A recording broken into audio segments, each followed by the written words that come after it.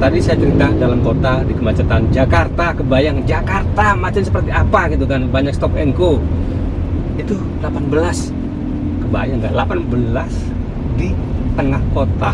Halo Sobat Indie, ketemu lagi di channel Indie Driver. Dan kali ini sebenarnya saya itu ini bagian dari rangkaian Gias. Jadi saya itu sebenarnya ke Gias. Nah, ditawarin review mobil Mitsubishi X-Force HEV atau yang hybrid. Ini mobil baru ya. Ya udah, akhirnya saya diberi kesempatan untuk melakukan review pakai mobil ini seharian, kemana aja bebas. Nah, ini saya keluar dari Gias, saya ke tempat yang agak proper dulu ya, untuk cerita dulu ya. Nggak cerita banyak karena sebenarnya nggak terlalu banyak bedanya antara yang X-Force ini secara eksterior ya dengan X-Force yang sebelumnya, yang non hybrid. Nah, bedanya di sini. Yang utama ini ada tulisan HEV. Terus grillnya ini agak nonjol keluar, ada kotak-kotaknya gini, warna yang berbeda sehingga makin keren ya. Kita dari samping juga kurang lebih sama. Yang membedakan satu velgnya keren ya, gede banget, wow gemoy. Dan di sini ada tulisan lagi HEV. Ini keren tulisannya, sangat menonjol. Jadi apa ya, sedikit berbeda dengan mobil-mobil lain yang sepertinya tulisannya itu kecil, kalau ini gede. Jadi seperti dia PD menampilkan bahwa ini adalah HEV. Yang lain sama, ground clearance apa segala sama.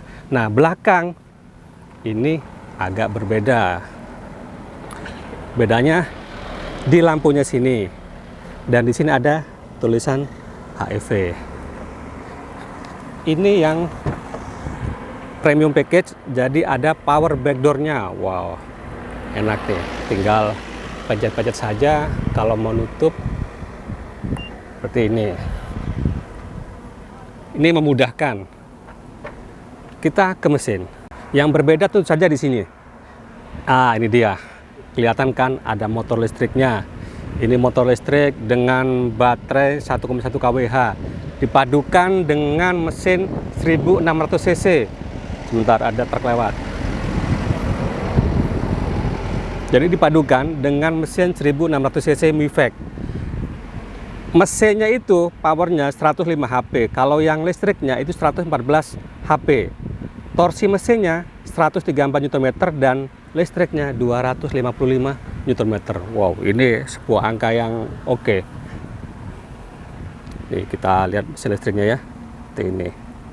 Salah satu hal yang menonjol itu adalah sini ada panoramic roof. Kalau yang X-Force biasa itu belum ada. Ini sekaligus menjawab kritikan banyak orang Indonesia yang suka dengan sunroof atau panoramic roof. Padahal Indonesia itu panas loh. Cerita di dalam dikit aja deh. Ini setirnya kurang lebih sama. Yang membedakan itu ada di sini. Handle persnelingnya itu beda, shifternya itu. Drive-nya juga berbeda. Ada tambahan charge, ada EV, dan ada tarmac seperti yang Destinator. Jadi akan lebih menyenangkan untuk dipakai untuk berkendara lebih kencang. Kita jalan saja, nggak terlalu detail soal fitur-fiturnya. Nanti aja kalau kita review panjang ya. Kan ini hanya nyoba ya, seharian mengendarai X-Force Hybrid. Satu lagi yang membedakan, untuk yang tipe Ultimate Premium Package itu ada electric seat-nya, jadi tinggal diatur aja. Oh, ini ada tampilan energy flow-nya, jadi menggambarkan yang lagi menggerakkan mobil ini mesin atau listrik. Nah, ini kecepatan rendah, itu terlihat kan, ini listrik yang bekerja. Dan ini memang hening sekali, nggak ada suara mesin dari mobil ini. Dan sistem hybrid dari Mitsubishi X-Force ini sebuah sistem yang smart menurut saya, karena dia bisa, jadi opsinya itu dia bisa berdiri sendiri, ada EV mode, ada paralel itu artinya mesin dan motor listriknya bekerja sama menggerakkan mobil ini. Dan ada juga di kecepatan tinggi itu mesin yang bekerja, jadinya ini menghasilkan satu power dan torsi yang cukup besar di putaran bawah, karena ketika bawah itu dia dibantu dengan listrik. Yang kedua, hemat. Ketika lagi berkendara cukup pelan, ini yang bekerja adalah mesin motor listriknya. Dan ketika di kecepatan tinggi ini lebih menyenangkan. Kenapa? Karena yang bekerja adalah mesinnya, mesin 1600 cc. Ini yang sebuah mesin yang agak miring, cukup besar. Drive-nya itu kita set ke tarmac. Wow, baru dicolek sudah berasa powernya. Ini sekaligus menjawab. Jadi waktu saya review Xforce ketika itu, salah satu kritikan saya adalah powernya agak boyo, agak lemot, terutama putaran bawah. Tapi dengan adanya motor listrik itu terjawab tuntas. Nih kita injek aja. Wow. Jadi ketika kita ajak berakselerasi yang cukup kencang, maka motor listrik dan mesinnya itu bekerja bareng. Dan ini mobil ini akan saya bawa muter Jakarta untuk jadi saya dekatkan dengan kebutuhan pemakaian sehari-hari. Misalkan sehari-hari ngapain sih? Ya mungkin ke kantor, mungkin nganter istri atau nganter anak sekolah, mungkin ya hal semacam itulah. Wah, ini tadi saya lagi test drive, bikin konten. Itu saya telepon, dia lagi keluar sama teman-temannya, lagi nggak bawa mobil tadi, minta dijemput ke Blok M Square, lagi jalan-jalan. Yaudah kita jemput nih dari Gias, dari BSD. Tadi kan sudah merasakan kickdown mobil ini, tapi masih belum maksimal. Kenapa? Karena jalan juga tadi agak padat ya. Dan satu hal yang saya suka dari mobil ini adalah keiritannya karena adanya power listrik ini, motor listrik ini. Tadi saya sempat coba, ini dipakai dalam EV mode atau mode listrik, itu bisa melaju sampai 85 km per jamnya. Ini hal yang oke ya. Dan baterai cukup lama dipakainya. Dan pengisiannya ini juga cukup cepat ya. Apalagi ada mode charge gitu ya. Baterainya tadi 1 bar, sekarang sudah 2 bar. Cukup cepat pengisiannya, ini hal yang oke. Oh ya, sebenarnya ini head unit ini bisa disambungkan dengan gadget kita. Ada Android, ada Apple CarPlay juga. Cuman saya nggak sempat menyandingkannya, memasangkannya, jadi kita pakai biasa aja. Karena buru-buru ya, namanya tugas negara gitu kan. Suami siaga, siap antar dan jaga. Yang sekarang jemput. Suami jaga, jemput, jaga, dan antar.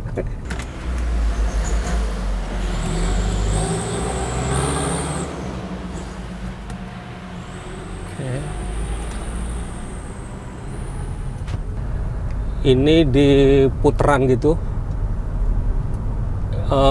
saya pakai agak ngebut, ini stabil. Wow, ini oke nih.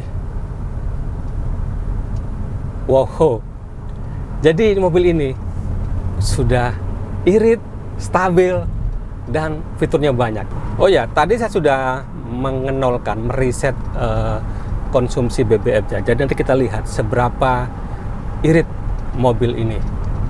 Kita pakai seharian. Ini sekarang jemput istri ke Blok M, lalu mengantarnya ke rumah di Cibubur. Pokoknya kita dekatkan dengan pemakaian sehari-hari. Nanti di rumah saya nggak tahu disuruh ngapain lagi sebagai seorang petugas keluarga, bukan petugas parpol. Nah ini dia yang saya maksud tadi. Ini kecepatan 85 km per jam ke atas. Ini di jalan tol. Jadi sekarang itu yang berfungsi itu adalah mesinnya, bukan dari motor listriknya. Tapi ini sambil melaju cukup kencang, di kisaran 100 km per jam, indikatornya kelihatan, dia ngecas. Jadi misalkan mobil ini dipakai kombinasi dalam luar kota gitu ya, di tol ngebut, habis baterainya, pakai, bukan habis juga sih, karena ngebut dia pakai mesin, dia akan ngecas, ngisi baterainya. Begitu dalam kondisi full baterainya, dia bisa membantu menggerakkan rodanya, menggerakkan mobil ini di kecepatan cukup rendah. Ini mumpung di tol, saya pakai tarmacnya. Saya penasaran tarmacnya seperti apa. Wow, pakai tarmac emang lebih oke sih. Stabil loh ini. Ini jalan tol yang agak melingkar. Oh, stabil. Enak ini. Kebayang nggak kalau pakai mobil ini untuk perjalanan keluar kota yang jauh? Dan karena ini adalah sebuah hybrid, tentu saja konsumsi BBM-nya itu sangat irit. Mitsubishi mengklaim mobil ini dalam kondisi full tank itu bisa mencapai lebih dari 1000 km. Itu artinya cukup digunakan tanpa mengisi BBM dari Jakarta hingga ke Bali. Tapi itu harus dibuktikan ya. Nantilah kalau ada waktu, kalau diberi kesempatan sama mereka, kita buktikan itu bisa nggak sampai 1000 km. Ini saya di Blok M ya, arah Blok M tuh macetnya luar biasa. Ya, Anda tahulah kemacetan Jakarta seperti apa. Dan ini konsumsi BBM-nya ini luar biasa, 18,1 km per liternya. Ya walaupun ini dalam kota ini menggunakan mode EV ya, EV mode ya. Artinya angka 18,1 km per liternya itu didapat dari penggunaan BBM dan listrik. Akhirnya ketemu walaupun muter-muter. Gimana jalan-jalannya? Capek, tapi kenyang. Enggak sih, aku belum. Hah? Kok belum? Aku belum. Loh, kenapa? Soalnya nasinya dikit. Lah? Oh, tapi udah makan. Nasinya kayak numpang lewat aja gitu. Oh gitu. Itu masih banyak banget. Yakin Iya, porsinya Kiki itu. Kalau nasi kan katanya kita nasi padang ya besok. Iya. Ah, kesini nasi padang makanya. Kita lagi mana? Enggak usah porsi nasi padang. 5.000. Makasih Mbak. Sama gitu. Ini kalau ditutup gelap, kalau dibuka panas. Gimana tuh? Yang panas Mas Hadi selamat sih. Oh iya ya. Pintar Kiki. Pinter kan. Ya. In 300 meters, turn right. Masa tadi aku bilang mau dijemput sama Mas Hadi nggak apa-apa sekali. Mereka diem aja terus bilang kita juga katanya. Nah iyalah masa gue doang. Continue for 1.5 kilometers. Ini kita di Jalan Raya Transyogi Cibubur. Tadi sudah ngejemput istri saya dan teman-temannya yang lagi wisata kuliner di Blok M. Udah sampai di rumah. Tadi mereka berempat. Ini menggambarkan penggunaan mobil ini ketika dalam kehidupan sehari-hari. Tadi di sini 1, di belakang ada 3. Karena emang mobil ini kapasitasnya 5 orang penumpang. Tadi ibu-ibu, bukan anak-anak. Artinya kalau dipakai dalam kota pun ada 3 penumpang dewasa di belakang, itu masih oke, masih nyaman. Saya tanya tadi, enak nggak? Enak. Karena saya pikir awalnya sempit gitu, ternyata kata mereka nggak, cukup nyaman. Itu hal yang oke. Sebenarnya tadi itu saya kepikiran mau jemput anak sekolah, pulang sekolah gitu kan. Ya sekalian menggunakan mobil ini dalam kehidupan nyata, aktivitas kita sehari seperti itu, yang ngantor, yang ngantar istri, ngantar keluarga, antar jemput anak sekolah dan lain-lain. Dan so far mobil ini menurut saya nyaman karena joknya ini nyaman. Dan yang paling saya suka tentu saja adalah 2 hal. 1, performanya. Ini bukan lagi S-Force yang boyo. Ini jadi menjelma menjadi S-Force yang powernya cukup powerful. Dan yang kedua, yang saya suka juga adalah konsumsi BBM-nya. Tadi saya cerita dalam kota di kemacetan Jakarta, kebayang Jakarta macet seperti apa gitu kan, banyak stop and go. Itu 18, kebayang nggak? 18 di tengah kota. Banyak lampu merahnya, stop and go juga. Dan kalau di tol tadi saya sempat pakai komputer ini, komputer fuel consumption-nya itu di angka 21 km per liter. Tadi kecepatannya itu sekitar 80 sampai 100 km per jam, maksimal 100-an. Kalau kombinasi ini saya catat ini, kombinasi itu 18,3 km per liter dengan kecepatan rata-rata itu 23 km per jamnya. Wow, artinya apa sih? Artinya sebenarnya tadi itu pemakaian mobil ini itu banyak.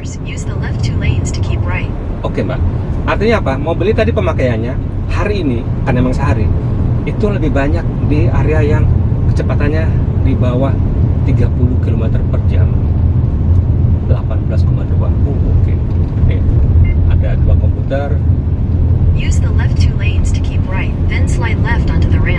Siap Mbak.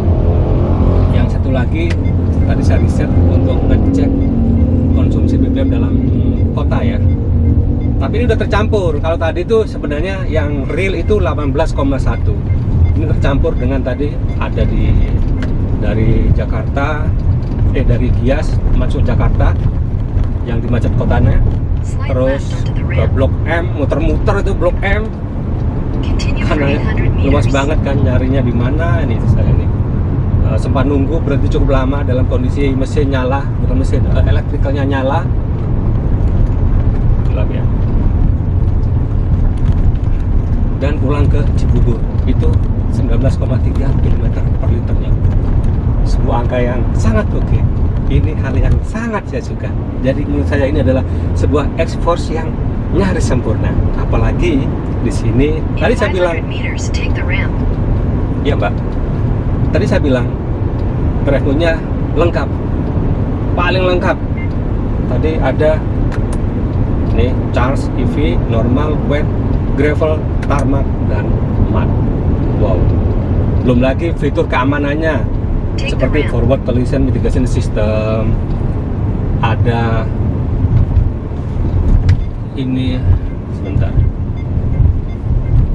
Ada Continue for 5 blind spot kilometers. monitoring, blind spot warning kalau di Mitsubishi namanya itu. Ini hal yang oke. Itu menambah kenyamanan dalam berkendara dan juga keamanan sebenarnya.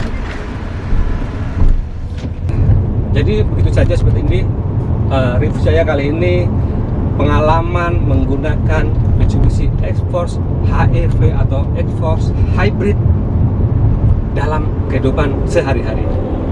Jika ada masukan, ada komentar, ada kritikan juga boleh silakan tulis kolom komentar. Kalau ada suka silakan like, dan boleh juga tuh kirim ke temannya. Ini loh X-Force yang keren. Dan bagi yang belum subscribe, ayo subscribe agar channel Indie Driver ini semakin berkembang, semakin berkualitas, dan tentu saja tetap independen, tidak punya kepentingan apapun. Kepentingannya adalah memberikan informasi yang fakta, yang aktual pada para sobat ini. Terima kasih, sampai ketemu di vlog selanjutnya.